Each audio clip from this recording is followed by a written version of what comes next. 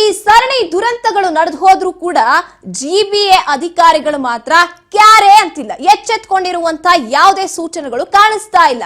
ಬಿರುಗಾಳಿ ಸಹಿತ ಭಾರಿ ಮಳೆಯಾಗಿದೆ, ಅವಾಂತರಗಳು ಸೃಷ್ಟಿಯಾಗಿದೆ, ಮರಗಳು ಧರೆಗುರುಳಿ ಬಿದ್ದಿದೆ. ಆದ್ರೆ ಜಿಬಿಎ ಅಧಿಕಾರಿಗಳು ಮಾತ್ರ ಸೈಲೆಂಟ್ ಆಗಿದ್ದಾರೆ. ಬಿರುಗಾಳಿ ಮಳೆಗೆ ರಸ್ತೆಯಲ್ಲಿ ಮರಗಳು ಬಿದ್ದಿರುವಂತದ್ದು.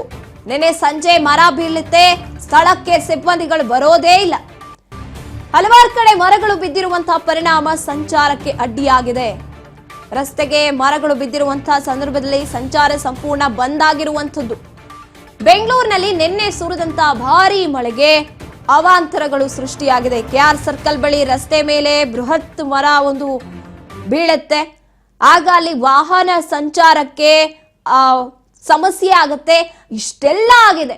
ಸಂಖ್ಯೆಗಳನ್ನ ನೋಡ್ತಾ ಹೋದಾಗ 408ಕ್ಕೂ ಹೆಚ್ಚು ಮರಗಳ ರೆಂಬೆ ಕೊಂಬೆಗಳು ಕುಸಿದು ಬಿದ್ದಿರುವಂತದ್ದು.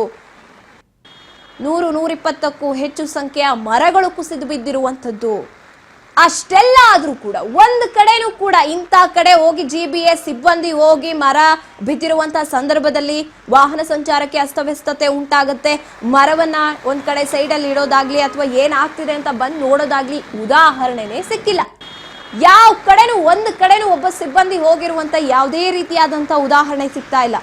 ಇದು ಜಿಬಿಎ ಅಂತ ಹೆಸರಿಟ್ಕೊಂಡಿರುವಂತ ಸಿಬ್ಬಂದಿಗಳು ಅಧಿಕಾರಿಗಳು ಮಾಡ್ತಾ ಇರುವಂತ ಗ್ರೇಟರ್ ಬೆಂಗಳೂರು ಇದ ಮಾಡುವಂಥದ್ದು.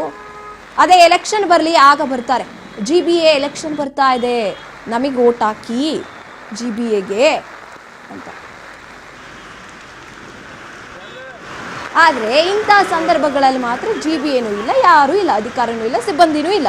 ಅದೇ ಈ ತರ ಏನಾದ್ರೂ ಅವಾಂತರಗಳಾಗುತ್ತಲ್ಲ, ದುರಂತಗಳು ನಡೆದು ಹೋಗುತ್ತಲ್ಲ, ಪ್ರಾಣ ಕಳ್ಕೊಂಡಾಗ ಬರ್ತಾರೆ ನಮ್ಮ ಅಧಿಕಾರಿಗಳು ಪರಿಹಾರ ಘೋಷಣೆ ಮಾಡೋದು.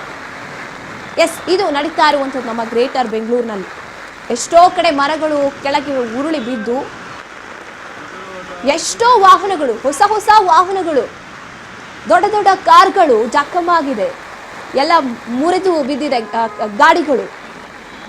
ಇನ್ನು ರಸ್ತೆಯಲ್ಲಿ ಓಡಾಡುವಂಥವ್ರು ಯಾವಾಗ ಎಲ್ಲಿ ನಮ್ಮ ಮೇಲೆ ಯಾವ ಮರ ಬೀಳುತ್ತೋ ಅಂತ ಭಯದಿಂದ ಓಡಾಡುವಂಥ ಪರಿಸ್ಥಿತಿ ನಿರ್ಮಾಣ ಆಗಿದ್ದಂಥದ್ದು.